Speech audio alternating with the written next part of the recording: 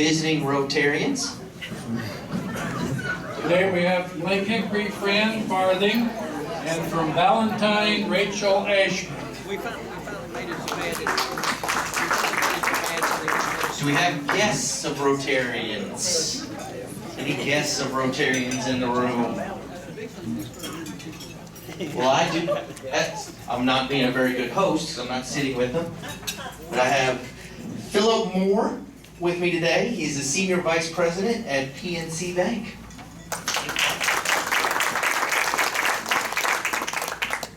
Do we have any announcements? Any more guests? Going once, going twice. Do we have any announcements? I know Jennifer's got one. Announcement. Yes, all right, so the date has been decided for October the 10th for our LR football game. Neil and I are going to go and walk and pick out a spot to tailgate. We're going to start it at 11:30. Neil is graciously providing us tickets, so of course we'll send out an email. I'll need to get a head count so we know. And then we'll figure out food and all that, so more details to come. But mark it on your calendar. Yes. Be a fun event. Yes. And it will count as a makeup. It will definitely count as a makeup, and it's October 10th, Saturday, October 10th. Also, just a reminder, there's still some opportunities to volunteer for the Ruckbuck Theater. It started up last week, but goes all the way through August 15th. So please contact John Rambo if you have some availability to sign up for that. Cliff Moon wanted me to let you know he's put out at the table articles in the Spoke. It's last year's sheet. If you did a date last year, he kind of programmed your name right back in this year. If you can't do that date for some reason, please scratch off your name and pick another date.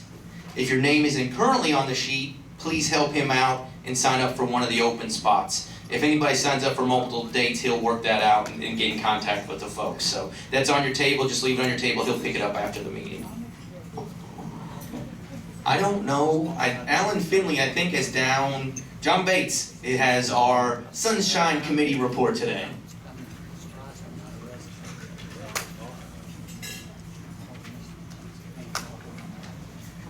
Thank you for that underwhelming reception.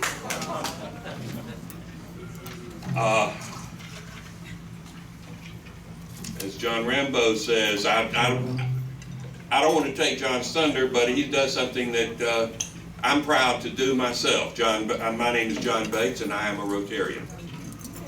Hey, John. But it bothers me the number of people that know the response to that kind of thing. I don't have any information on illnesses or difficulties. Are there any members, family that we need to be particularly concerned about? That's good news. Birthdays, those are good news. Every one you have is one more, and they beat the alternative. And it's in a row. On the 26th, Dana Killian. 27th, Bob Singletary. The 28th, Ann Stallnecker, whom apparently we will be losing. The 29th, White Iddings, and on the 30th, Annie Shook. Happy birthday. I've got some, I think, perhaps somewhat humorous things, but share with you also, the new Rotarian just came out, and there's some interesting articles, as there usually are. There's one that struck with something, given all that's going on in the society today and the internet and all of that kind of thing. There's an article by Frank Bury's, Beyond Belief, What Happens When What You Know Turns Out to Be Wrong.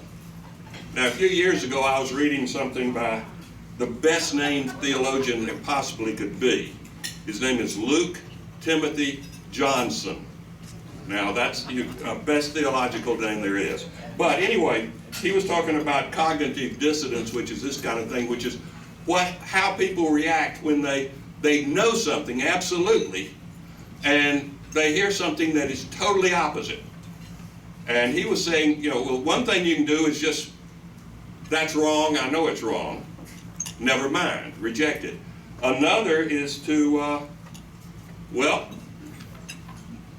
I guess everything I've ever known is wrong, so I need to just forget all of that and go to this. And a too small a group of people tend to just come and say, okay, I need to think about what I thought was right, and I need to think about some of this stuff that may be something, and maybe there's some sort of mixture in there. Well, anyway, he's talking about that kind of thing. He goes into a lot more detail. He gives a lot more versions.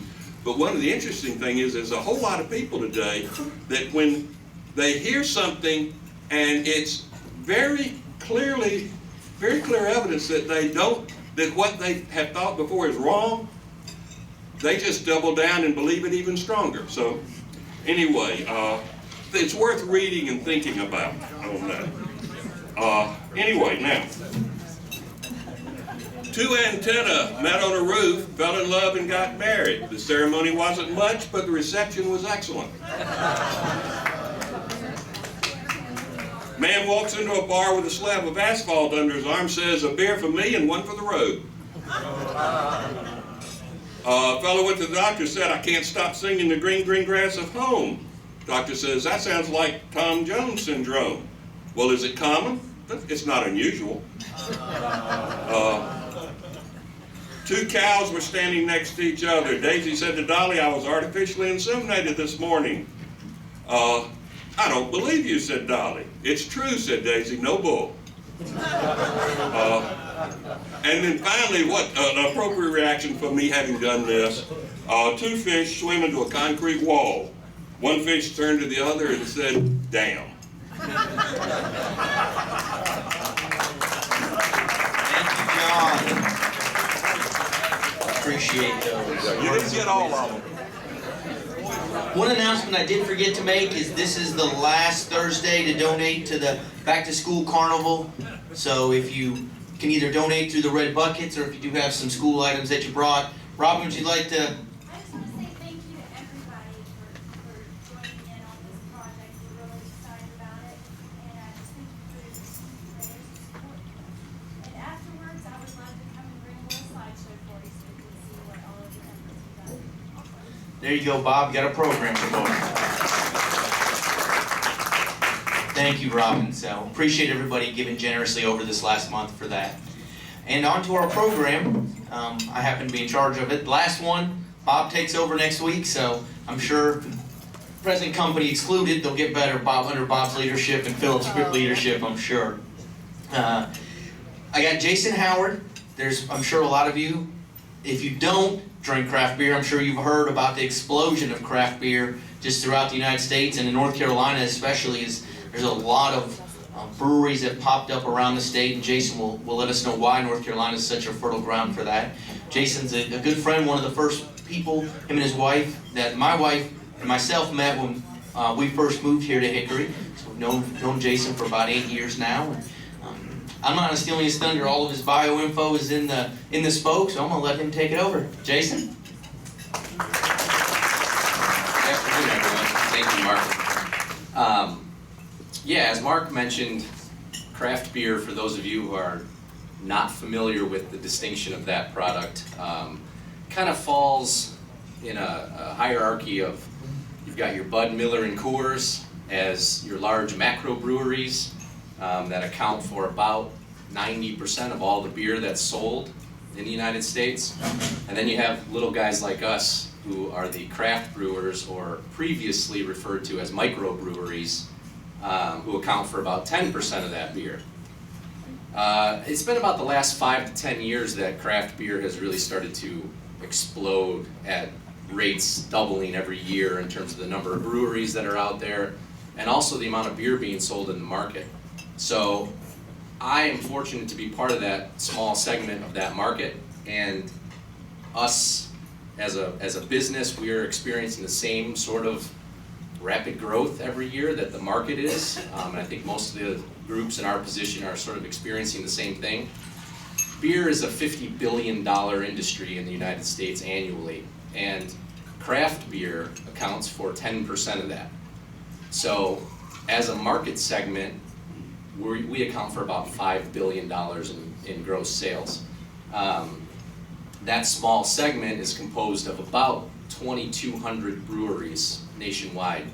And of all of those breweries, about 2 or 3 of them still take the lion's share of that segment. Sam Adams, Boston Beer Company, being the largest of our group, which has about 18% of that market, all on their own. So while it's a small fraction of the overall beer market, it's a lot of money for a lot of small businesses like ours. That's out there, that's available, as market share that we could, capture. So it's really encouraging that many communities are embracing their local breweries, and so we're lucky enough to be part of that movement. Our brewery's up in Lenore. I live here in Hickory, just around the corner, and have lived here since we moved down from Michigan about 8 years ago. We opened the brewery in August of 2012, so we're coming up on our 3rd year, or our 3rd birthday, I guess. It's an interesting market, it's an interesting business. It is, when you think about beer, you sort of cast aside the idea that it is a business just like any other business, but it has the same, issues, cash flow management, marketing, sales, that sort of thing. But we get to sort of spend most of our time on the romantic side of things, where everybody goes into a bar or a restaurant or a grocery store and sees their local brewery all of a sudden having beer for sale there, and it becomes kind of a point of local pride. And people really get behind their local breweries, and that's what's really been the driving factor for everybody to be able to experience this growth. We, like I said, are coming up on our 3rd year. Each year we have actually doubled the amount of beer by volume that we've produced. In the first year we did something like, 3,500 gallons of beer, so 3,500 gallons. The second year we probably, we a little more than doubled that, so we were at almost 8,000 gallons of beer, and this year we're on pace. As of maybe next week, we will have produced the same amount of beer we did all last year already. So we may or may not technically double, but we're on pace to do the same sort of thing. And these are really small amounts of the overall beer volume. So for us, it's big leaps, and it's great progress, and we've had great support. But this is just like it's so small compared to the amount of beer that's out there, and that's really what's driving our market. Many beer drinkers are transferring from those larger beer offerings into local craft beer. So we have progressively started expanding the geography that we distribute our beer, and we also went into packaging our beer into 6-packs of cans, which all of you could have an easy time finding at Lowe's Foods or some of the other places around here. We're in 46 counties now, so everything west of Greensboro, and we're looking to add on the Raleigh-Durham area here in the next month or so. With that kind of growth, obviously there's the standard business challenges, which are, how do you fund that growth? Can you fund it by operations, or do you need the help of local banks or investors? And we're proud to have been partnered with People's Bank on our project right from day one. So they were a fantastic group who decided to put their faith behind us, and we jumped in with them, and we've had a great relationship since then. They continue to be our main financial group, and hopefully will for a long time. We're currently buying and bringing in new manufacturing equipment to increase the production volume that we can do, and just look at it as a wonderful project that has its ultimate roots in the local economy.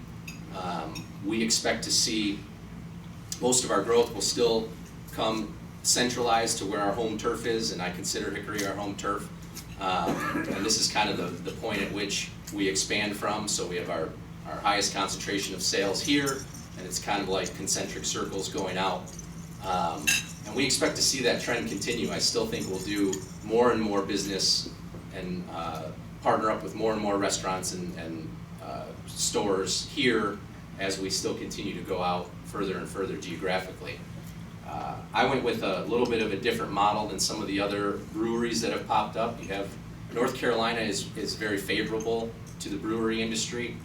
That's why we see bigger breweries like Sierra Nevada, New Belgium Brewing, and Oscar Blues Brewing, who are all West Coast breweries that have been around for a couple decades, all come to North Carolina to put their second homes, all of them around the Asheville area. And these are 3 of the top 10 by volume craft brewers in the country. So that obviously says something about the climate for doing business in North Carolina and then doing business in the brewing industry in North Carolina. We've had a lot of support in Raleigh. The rules and regulations are strong but favorable. It is a highly regulated industry because it's alcohol. But we see that there's roughly 100 breweries in the state now. And so it's a small fraternity of businesses that all have the same common goal. And there's a lot of communication between peers and competitors, which is unusual it's unusual that happens in a competitive market, but there's a lot of collaboration and open discussion about how to progress the brewing industry forward. One of the key things we work on is collaborating together in terms of rules, regulations, best selling practices, trying to get the sort of under the table deals out on top of the table that you may hear about in business, so that we can all grow. We found that one brewery is not going to capture business from one single individual and stay with that brand loyalty. We found that people who drink craft beer just love craft beer. And your best hope is to be in part of the rotation of what ends up in their refrigerator. So if you look at that as a business perspective, if Mark is a fellow brewery owner and he finds somebody out in the crowd to drink his beer, it's likely that their next choice is going to be the next closest local product they can find. If they discover craft beer and decide, hey, I kind of like this. This has got a little bit more than Bud Light or Miller, and I'd like to find out a little bit more. I'd like to try some more local beer. They're usually going to move to the next option in their local market.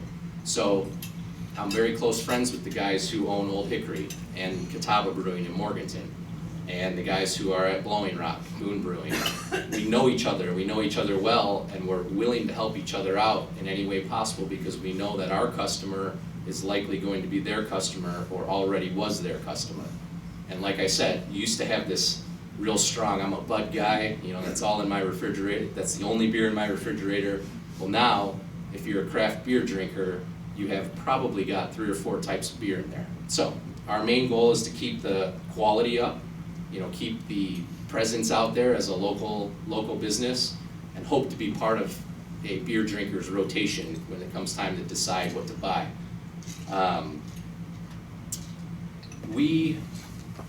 We basically chose, like I said, we live here in Hickory. We chose Lenoir at the time for a couple factors. Primarily the geography. There was no brewery north of Hickory at the time that I started planning. I liked the idea of a small downtown area, maybe one that was still on the more reasonable side in terms of real estate. And it was a nice little fit for us. I live, like I said, right up in Northwest Hickory here in Lakeland Park area. So for me to just drive up to the brewery there, it's nice and convenient. And we're happy to be there, and we're happy to be part of this local economy. We partner with all the distributors that are Best of Beers and some of the other local distributors in the western part of the state, and are pleased to be part of the industry. So thank you for taking the time to listen, and Mark, thank you for having me. And tell me your slogan is. Oh, our slogan. So we have this slogan, I don't want to call it, I guess it's a little catchphrase. So on all of our products, there's usually somewhere on there where it says, let's start a brewmance. So are there any questions?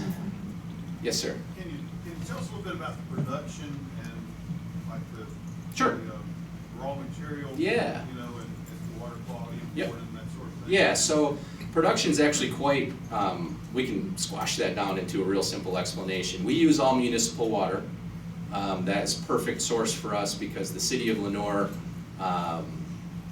doesn't use they use chlorine as their main treatment, so that's easy for us to get rid of. So we bring city water in, we filter it, and then we get rid of the chlorine. And then we use a steam heated boiler system for the production of the beer. And we basically heat up the water and we mix it with malted barley. And the barley is nothing more than barley you would see out in the fields. And it's undergone a little bit of a process change where they malt it, which means they bring the barley seeds to germination point, and then they kiln dry it. So we take hot water and malted barley seeds, we crack the seeds open, and we basically make an oatmeal porridge with that. We keep it at a specific temperature, and that activates the enzymes that are within the barley, and it converts the starches to sugars. We then drain the sugars off, and we're left with what we call spent grain, and then we've got this really sugary water, which we then boil and add the hops to. It takes 1 day to produce a batch of beer. At the end of that day, it goes into one of our fermentation vessels, where it will stay for between 2 to 3 weeks. And in that time, we will have added yeast to that sugary water, and it's a basic metabolic process. The yeast eats the sugar, and the two byproducts are carbon dioxide and alcohol. So 1 day production for about 500 gallons of beer, and then in about 2 to 3 weeks, we can turn that into a finished product. Yes? I know you've got the brewery in Lenore. Do you have any plans to expand that to have more week hours than what you currently have on these weekends? You know, so for those of you, we have the brewery, the production brewery's up there, and we have a small tasting room attached to it. And we open that tasting room, it's got 10 taps, and we open that on Thursday, Friday, and Saturday evenings. I have to say it was for selfish reasons that we did that. When my wife and I own the business, we don't have any partners, we have 2 young kids. We're here, we're in soccer, dance, Boy Scouts, Girl Scouts, and I come from a construction background and not a restaurant or bar background. So one of the main things that happened when we opened up that I had to pledge to my wife that we would not own a bar. So I was happy to make that concession. I didn't really want to do that as part of my business. What happened? Well, we had so many people stopping by who wanted to try the beer and taste it that we decided to open up that little tap room. I think right now we're comfortable with it on those hours. We don't serve food. There's a pizza place next door that will deliver pizzas in for anybody who wants, and you can bring your own food. There's a couple other restaurants that will deliver takeout to the brewery. I think we're going to let that be driven by, I know it's a cart before the horse kind of thing, but I think we're going to have to see some more driven sales before we decide to add days on. My plan right now is to maybe do a little bit longer weekend hours so that we can accommodate more brewery tours and that sort of thing. So I think for the near future, we're probably going to stay with those weekend hours. Yes, sir. Where do you get your barley and hops? So our raw materials, I purchase primarily through a wholesaler that's in North America.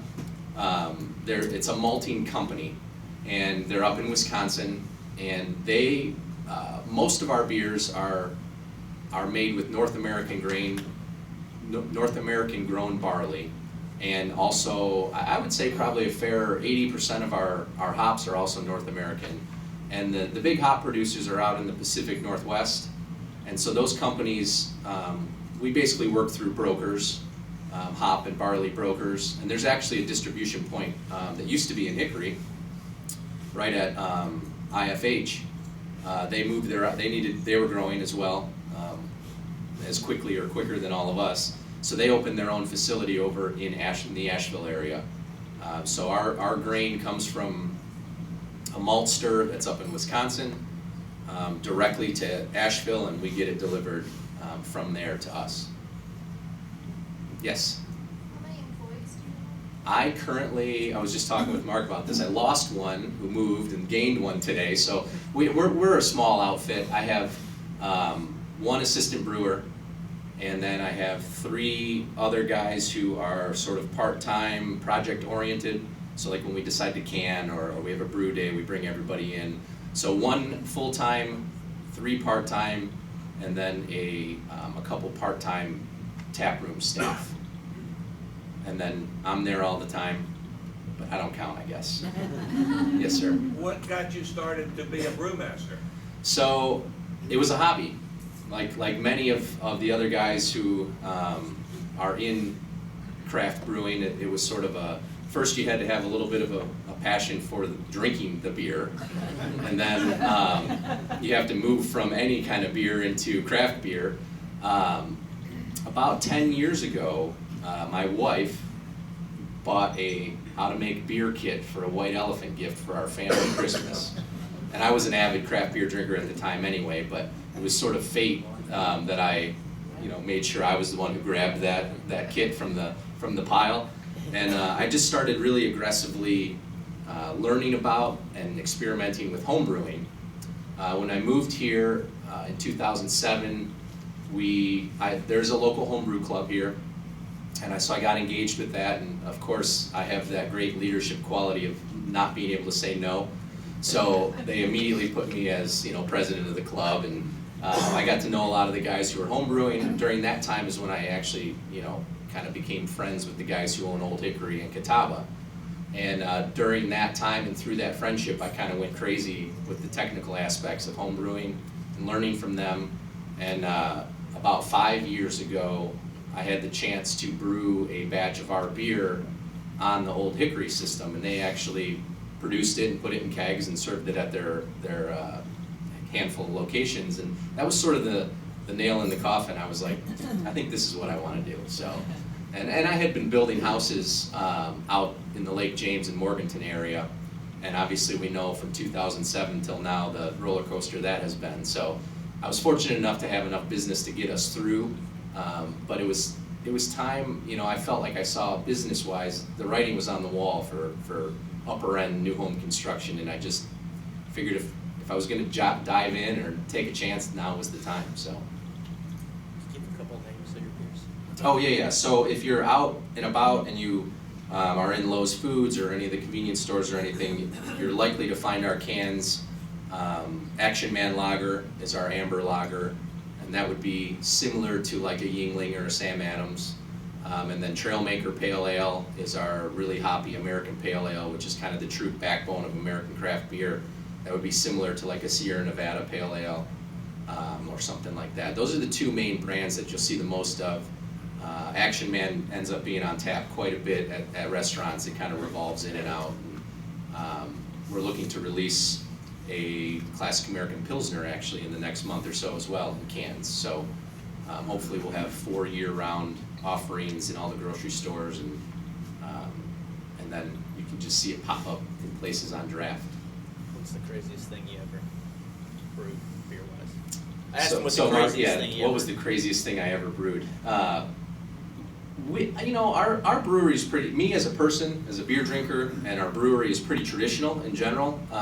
There are some breweries who make their living on being the wackiest, craziest thing you could ever think of.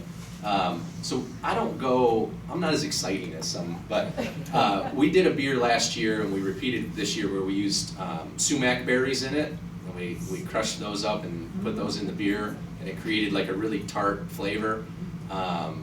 We do a version of our Action Man where we smoke like 6 different types of hot peppers and then infuse those into we call it smoked jalapeno Action Man. We're always experimenting with stuff on a small scale. I mean, we just tried to do like a Reese's peanut butter chocolate stout where it had peanut butter and chocolate, and it was a stout, and that turned into a big bucket of sludge, so that wasn't, so we're still working on that. So, we do get a chance, while every day we have to be producing, the right amount of volume with the ones that are out in the market, we still do get a chance to screw around with stuff like you did when you were home brewing. So, and that's one of the things that the guys who are assistant brewers, that's a great tool for them, because it keeps the interest and it keeps them engaged, and we'll try some wacky stuff and then put it on tap in the tap room. So, but I do know of a few friends who've done some, scorpion infused beers and just a whole bunch of random stuff. Yes? I just want to make a statement. I've been told that your beer is very, very good. Well, thank you. I'm just kidding. I've actually had it. I believe that you have. Well, thank you, everyone. I appreciate that. Jason, thank you. We have Coin, Paul Harris, founder of Rotary Coin, with a 4-way test in the back. Thank you very much. Appreciate it. Thank you. Couple announcements that I forgot to make. Well, not that I forgot to make, but need to make. One, and I got my $2 here. The Crawdads, following that up, Crawdads have a Croctoberfest on Friday, August 28th. We'll be doing some craft beers. You can get tickets to the game and do that. And then also, the Crawdads are partnering with the JCs to do a beer festival, a standalone event on September 12th, which is a Saturday. And that's going to run from 2 to 6. I believe that's 2. Jason and Howard Brewing, that is one of the brewers, is going to be there. I think there's a total of 21 breweries that will be represented that day. And there's a chance we might have a game that day if the playoff series goes 3 games, and that would be included in your ticket. So we'll have those 2 things, and I'll put that in my $2 in the bucket. I did want to thank, as Dan comes up here, Fran and Rachel for making up with us. And I did want to mention, Rachel mentioned to me, she's the president of her club in Ballantyne. So I don't think she needs any makeups, but I appreciate that. Neil, do we have a comment? Comment, which I expect to pay for. Last Thursday, I took one for the team. I hope the winner this time will be as gracious, so we can continue to next Thursday on the 6th of August. I want to remind you that Ian Shields, with an S, will be our keynote speaker. He's a communication major from Oregon State. Very entertaining. I think it will be a program not unlike today, but with Stella. But because of the typo of field brings to the point that we have invested with all private funds one of the beautiful athletic fields doing business as an artificial field on Moret Stadium. I invite you to come out and take a look at that before our afternoon on the 10th, where we play tackle football, and look forward to have this entire Rotary Club complimentary to Memorial. Thank you, President. Thanks, Neil. Also, don't forget, coins in the Alzheimer's research bucket. Online makeup instructions are in the spoke. Also did want to mention, if next week, next Thursday, if board members could plan on staying 5 or 10 minutes after our lunch meeting. We've got a couple of things we need to cover. I will send out an email reminder on that, but if you could make that, put that on your calendar. Also, thank you, Philip, for joining us today. Appreciate that. And I know I'm just dragging this out, making you all wait as long as possible. I did want to mention Anthony Starr did some research for us, and get down to 2 cards, 3.85% chance that we could get down to 2 cards. If the Ace of Spades is not drawn today, it would be a 1.92% chance to get down to 1 card for you math majors out there. So Anthony, appreciate you doing that. We took in $378 today. In case any of you forgot, we're down to 2 cards. We're at a total of $4,885.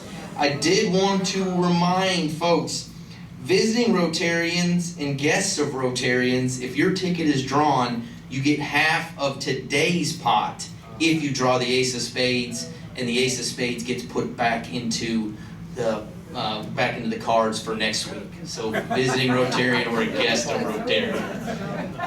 And Jason, chance to meet your new best friend. Eventually I'll stop saying that when somebody draws the Ace of Spades. I say it every week. Open tonight.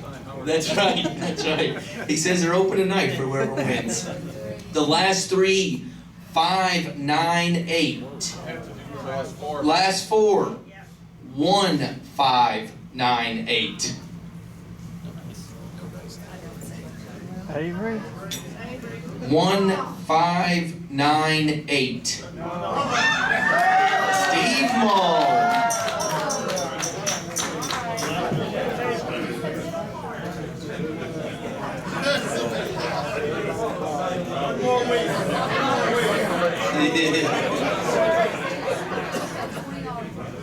Remember what Neil said. That's right. Mark, I guess I should go ahead and tell the club. Dan told me where the ace was. Did you guys all hear that?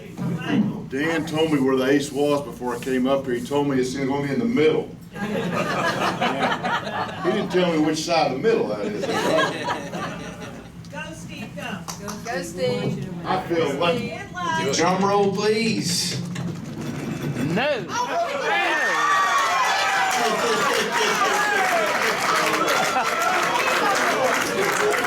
There is an ace. An ace is there.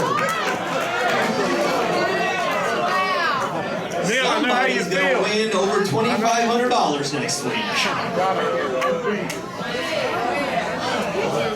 If you don't draw it next week, then we have real problems. Yes.